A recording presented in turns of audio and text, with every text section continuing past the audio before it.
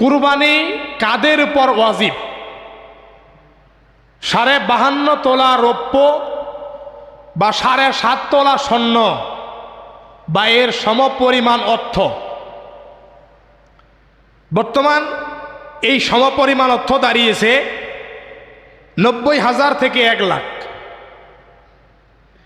এই 90,000 থেকে 1 লাখ টাকা 10 জিলহজ, 11 জিলহজ, 12 জিলহজ, মোট 3 দিন।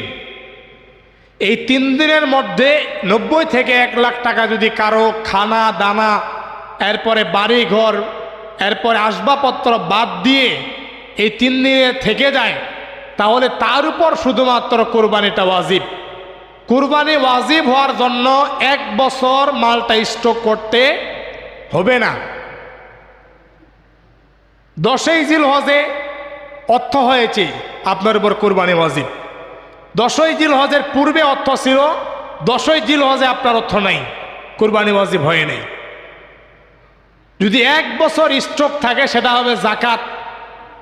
আর 10, 11, 12 3 দিনে যদি আপনার এই সমপরিমাণ অর্থ সব খরচ বাদ দিয়ে থাকে, তাহলে আপনি একটা বকরি বা গরু বা হালাল কোনো একটা পশু জবাই করে আল্লাহর উদ্দেশ্যে কোরবানি করেন।